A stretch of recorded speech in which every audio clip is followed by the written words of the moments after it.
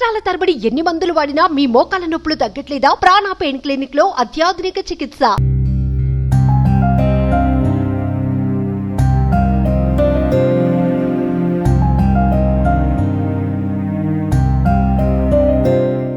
అంటే అసలు గత కొన్నేళ్లుగా మీతో రిలేషన్ లేదని మీ అత్తగారు చెప్తా ఉన్నారండి. 5 years నుంచి రిలేషన్లో లేము. లాస్ట్ 5 years నుంచి ఎప్పుడైతే నాకు ఈ విషయం తెలిసిందో అప్పటి నుంచి నన్ను కొట్టడము చేయడము చాలా నానా విధాలుగా హింసించిండు. తాగేసి వచ్చి ఏ రాత్రి అంటే ఆ రాత్రి ఇది చేయడము చాలా. పవిత్ర డైరెక్ట్ నాకు కాల్ చేసి వాడు నా మొగుడే, ఏం పీక్కుంటో పీక్కో అనేసి కూడా అనింది. ఇలాంటి మాటలు కూడా మాట్లాడింది పవిత్ర జయరాం. వాళ్ళ పిల్లలకి కూడా తెలుసు. వాళ్ళ అబ్బాయిని వెళ్ళి అడిగాను, వాళ్ళ అబ్బాయితో వెళ్ళి మాట్లాడాను. ఇలా నా భర్త మీ అమ్మతో ఉన్నాడు ఏంటిది అనేసి అని అడిగాను. అడిగితే మీ ముందే వెళ్తారా బెడ్రూమ్లోకి అంటే, అవును మా ముందే వెళ్తారు, మాతోనే ఉన్నాడు, వాళ్ళ ఇష్టం వాళ్ళ లైఫ్, మేమేం అబ్జెక్ట్ చెయ్యము అనేసి పవిత్ర జయరాం కొడుకు అన్నాడు. ఎప్పుడు వచ్చినా ఇంట్లో పెద్ద టార్చరే. ఏది చేసినా కంటిన్యూస్గా దాని ఫోటో చూస్తూ ఉంటాడు. ఇంట్లో తాగితే ఇంట్లోనే ఫుల్ అయిన తర్వాత దాంతో వీడియో కాల్ మాట్లాడుతూ ఉంటాడు. చెప్పవే పాప, ఏం చేస్తున్నావు, ఏంది సంగతి, ఇక్కడ నాకు అన్నం పెట్టట్లేదే, అన్ని ఫాల్స్ అంటే ఫాల్స్. మొత్తం నన్ను బ్లేమ్ చేశాడు, ఎక్కడ పడితే అక్కడ బ్లేమ్ చేశాడు. ఇంకేం చెప్పలేను. ఇంతకంటే కూడా లవ్ మ్యారేజ్ అని చెప్పి విన్నాను. మాది రిలేషన్షిప్ స్టార్ట్ అయ్యి 2004 July 4th స్టార్ట్ అయింది. 2004లో మ్యారేజ్ 15లో అయిందా? మ్యారేజ్ 11 years ముందు మీకు లవ్ ఉంది, రిలేషన్షిప్ ఉంది.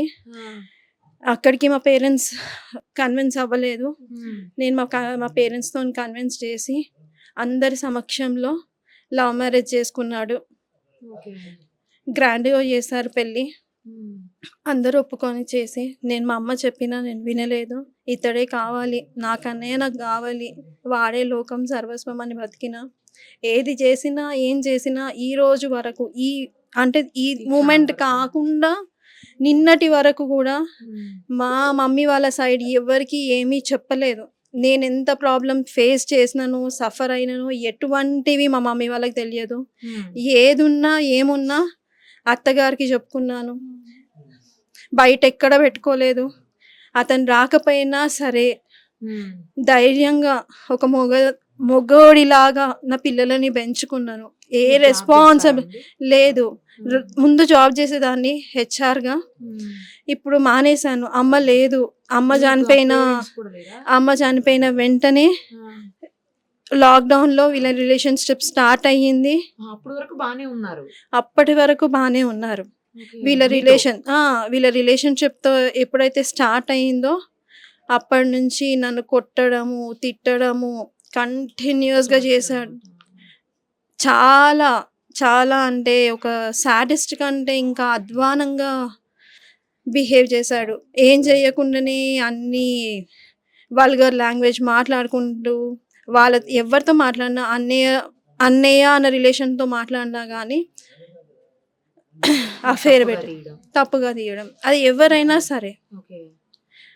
మా అత్తగారు నాకు సపోర్ట్ చేశారు, మా మామయ్య ఇద్దరు సపోర్ట్ చేశారు వాళ్ళ ఫ్యామిలీలో. అంతకు మించి ఎవరు లేరు. నేను ఏదైనా వాళ్ళే లోకం సర్వస్వం అనేసి నన్ను బతికినాను. ఇప్పుడు అతనే లేకుండా పోయినాడు. ఇప్పుడు ఇంకేమని నన్ను బ్లేమ్ చేస్తాడు, ఇంకేం చేస్తాడో నాకేం అర్థం అవ్వట్లేదు. ఏం చెయ్యాలి ఈ మూమెంట్లో? నాకు నా పిల్లలను చూసుకొని నేను ఏం చెయ్యాలి? 2 పిల్లలు. పాపది 8 years, బాబుది 4 years. పిల్లల కోసం కూడా వచ్చేవాడు కదా? పిల్లల కోసం వచ్చినా ఇట్లా చూసి వెళ్ళిపోయేవాడు. పిల్లల కోసం వచ్చినప్పుడు పవిత్ర ఆంటీ ఉంటుందానా మీకోసము, పవిత్ర ఆంటీ ఉంటుందానా, దీని ఏమైనా సరే పవిత్ర ఆంటీ ఉంటుంది. మరి నేనేం అవ్వాలి అని అంటే కూడా దానికి సమాధానం లేదు, ఏది లేదు. తన మైకంలో ఉండిపోయాడు. మొన్న 4 days కూడా షూట్ ఉందని చెప్పాడు. కానీ కట్ చేస్తే తను ఊటీకి వెళ్ళారు. ఓకే. ఇద్దరు కలిసి ఊటీకి వెళ్ళారు. ఊటీకి వెళ్ళి డే బై డే ఒక్కొక్క రీల్ షేర్ చేసి నన్ను టార్చర్ పెడదామని ప్రయత్నం చేశారు ఇద్దరు కలిసి. యాక్చువల్గా తన ఇన్స్టాగ్రామ్లో కూడా, పవిత్ర జయరామ్ ఇన్స్టాగ్రామ్లో కూడా తను పోస్ట్మార్టం అయిపోయిన తర్వాత కంటిన్యూస్గా 4 రీల్స్ పోస్ట్ చేశారు. విత్ ఇన్ ఫ్యూ అవర్స్లో డిలీట్ చేసేసారు. ఆ వీడియోస్ కూడా వైరల్ అయ్యాయి. సో వీళ్ళిద్దరు కలిసి ఊటీకి మొన్న ట్రిప్కి ఊటీకి వెళ్ళిన వీడియోస్ కూడా వైరల్ అయ్యాయి. 3rd క్లాస్ ఇప్పుడు, బాబు LKG, చాలా చిన్న చిన్న పిల్లలు. న్యాయం జరిగింది. మీ వైపు అడిగే వాళ్ళు కూడా ఎవరు లేనట్టున్నారు, మీ అత్తగారు తప్ప. అత్తమ్మ వాళ్ళు ఉన్నారు, మా ఫ్యామిలీ వాళ్ళు వస్తున్నారు, మా మమ్మీ వాళ్ళ సైడ్ వాళ్ళు వస్తున్నారు, మా మేనమామయ్య వాళ్ళందరూ వస్తున్నారు, దారిలో ఉన్నారు. వాళ్ళకి ఇప్పటివరకు ఎటువంటి విషయం తెలియదు. ఈ సూసైడ్ తోనే అన్ని బయటికి వస్తున్నాయి. అసలు ఇప్పటి వరకు మీరు వైఫ్ ఉన్నారు, పిల్లలు ఉన్నారని కూడా ఎవరికి తెలియదు. అతను చెప్పనీయలేదు. సోషల్ మీడియాలో నేను అతన్ని ట్యాగ్ చేసి ఏమైనా వీడియోస్ పెట్టినా సరే అవి ఇమీడియట్ గా డిలీట్ చేసేస్తారు. నన్ను బ్లాక్ చేసేసాడు. ఇన్స్టాగ్రామ్ లో కానీ, ఫేస్బుక్ లో కానీ, ఏ ఛానల్లో అయినా బ్లాక్ చేసేసాడు. ఇనీషియల్ గా తెలిసిన వెంటనే నేను మహిళా మండలిలో కంప్లైంట్ ఇచ్చాను. అక్కడ ఇచ్చిన తర్వాత కూడా అక్కడ కౌన్సిలర్ ముందు చెప్పాడు, అదే నా లైఫ్ అని. అంటే పవిత్ర అనే లైఫ్ అంటే అక్కడ అన్నారు కూడా, మా అమ్మ వీడు చేంజ్ కాడు, వదిలేసేయి, సెటిల్ చేసుకొని వదిలేసేయి అని అన్నాడు. అయినా నేను వినలేదు. ఎందుకంటే నాకు పిల్లలకి తండ్రి కావాలి. ఈరోజు నేను మా మమ్మీ లేక నేను చాలా పెయిన్ అవుతున్నాను. ఆ సఫర్ నా పిల్లలు అవ్వద్దు అని ఆలోచించాను. కానీ తండ్రి కావాలి. నిన్న కూడా అందరిలో కూర్చోబెట్టి మాట్లాడాం.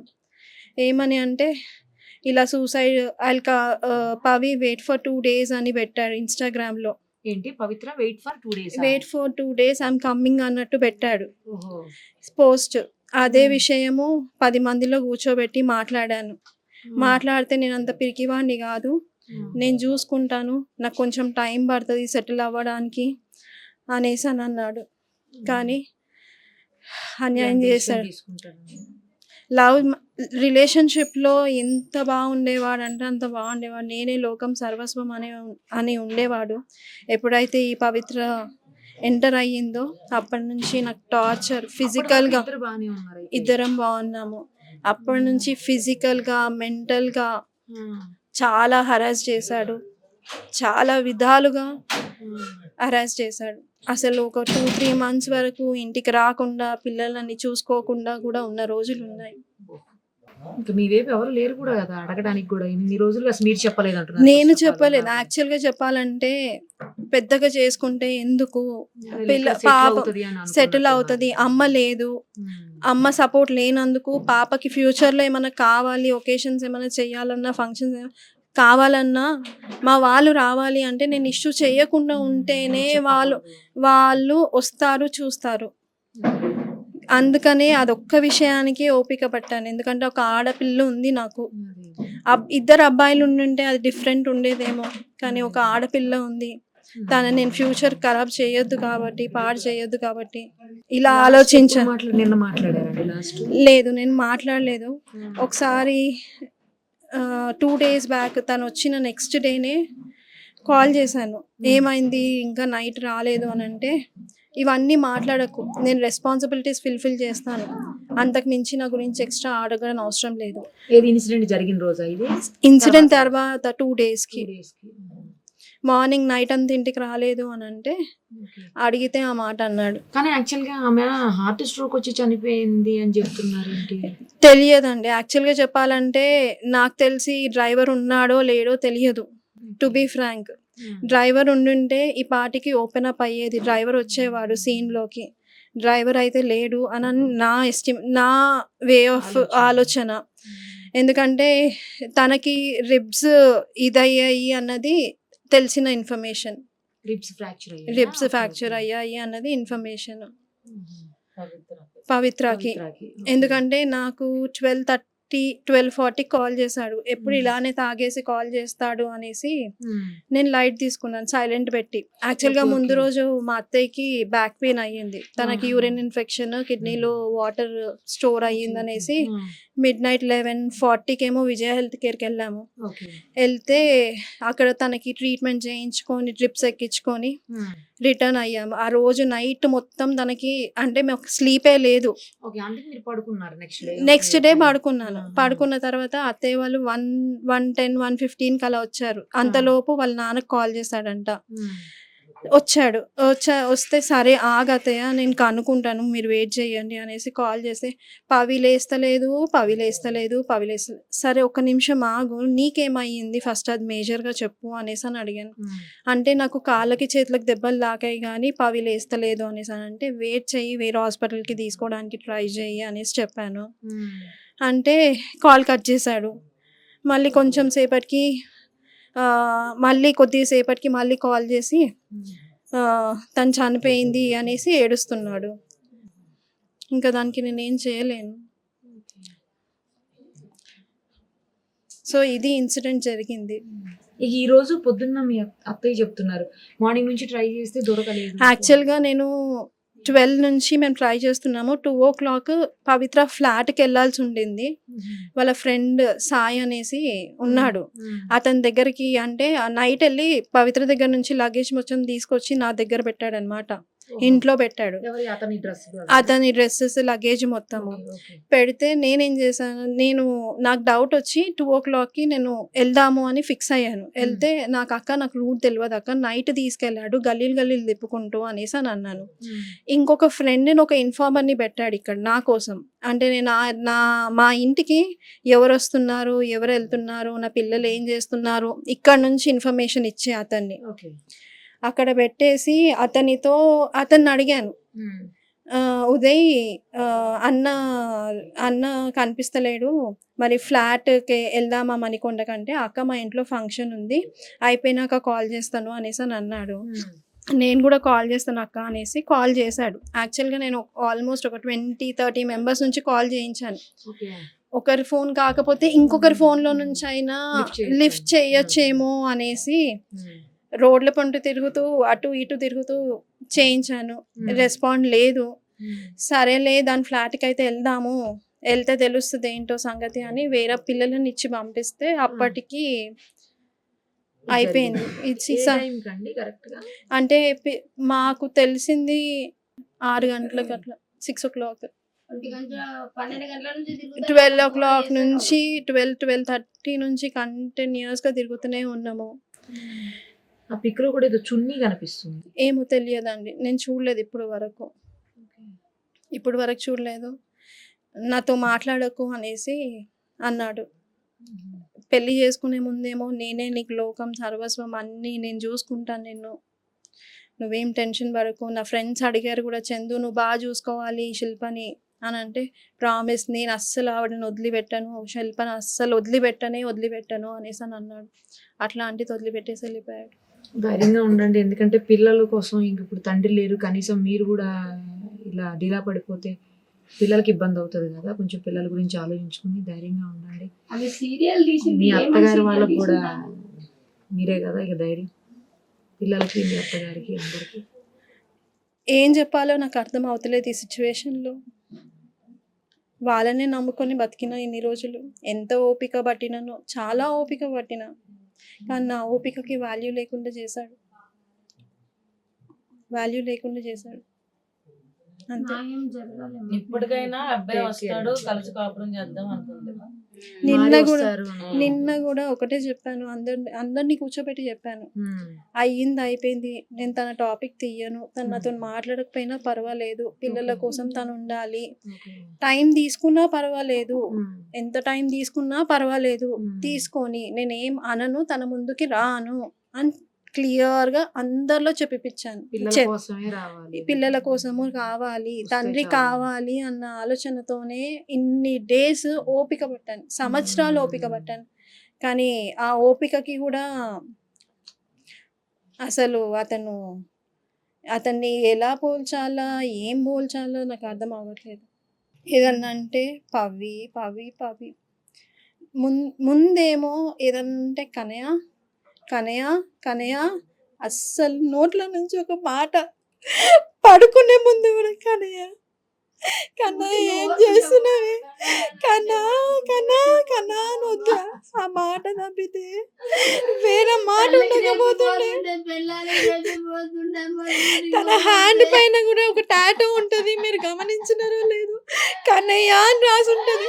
తనతో డైరెక్ట్ ఫైట్ చేసినా ఏం చేసినా ఏది చేసినా తను ఏం చేసిందో తెలియదు, కానీ తను మాత్రం చాలా నన్ను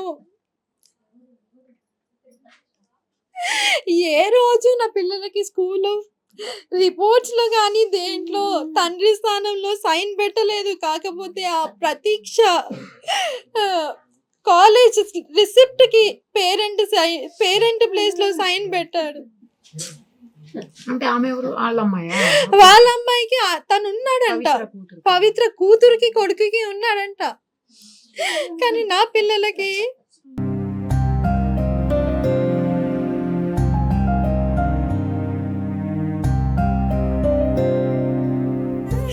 ఇండస్ట్రీ మొత్తం తెలుసు. చందు, శిల్ప అంటే ఆ ఇండస్ట్రీ అందరికీ తెలుసు. అసలు నా మాట లేకుండా ఉండేటోడు కాదు. అరే అక్కనే రా నన్ను సెట్ చేసింది, అక్కనే రా సెట్ చేసింది, అందరికి అందరు ఆర్టిస్టులకు చెప్పుకున్నాడు. చాలా మంది ఆర్టిస్టులు కూడా చెప్పారు తనకి, వద్దు ఇట్లాంటి దాంతో నీకు అవసరమా చందు, మంచి ఫ్యామిలీ ఉంది, ఫ్యామిలీని చూసుకో, ఫ్యామిలీని డిస్టర్బ్ చేస్తున్నావు చందు అంటే ఆహా వినలేదు, అసలు వినలేదు. శిల్ప గారు మీరు ధైర్యంగా ఉండండి, చందు గారు వచ్చేస్తారు, మీరు టెన్షన్ పడకండి, ఆవిడ ఇప్పటికి మీ ఆయన 6th పర్సన్ ఆవిడకి అని చెప్పారు. చాలా మంది చెప్పారు ఆవిడ క్యారెక్టరే అది. సో అలాంటి ఒక వేస్ట్ క్యారెక్టర్ మనిషి కోసం ఈ రోజు మమ్మల్ని అన్యాయం చేసి వెళ్ళిపోయాడు.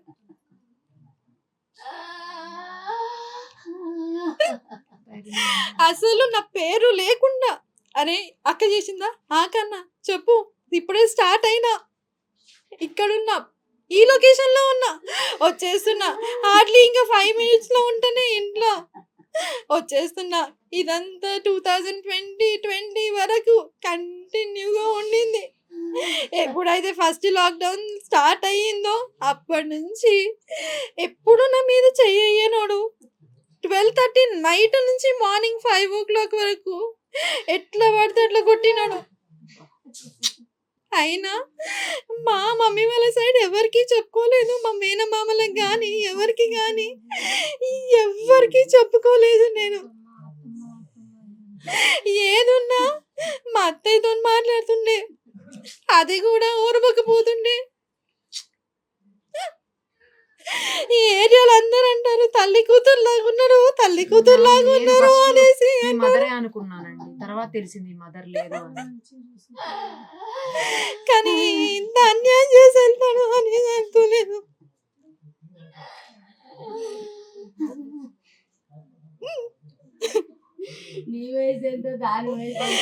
తను చాలా ఏజ్డ్ పర్సన్, ఏజ్ డిఫరెన్స్ కూడా చాలా ఉంది. నాకు చెప్పడమే పవికి హార్ట్ లో హోల్స్ ఉన్నాయి, తనని జాగ్రత్తగా చూసుకోవాలి, అది ఇది అనేసి అని అన్నాడు.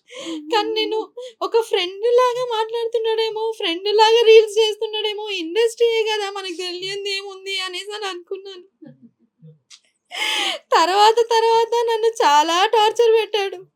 అసలు నా దగ్గర ఉండని కూడా ఉండట్లేదు.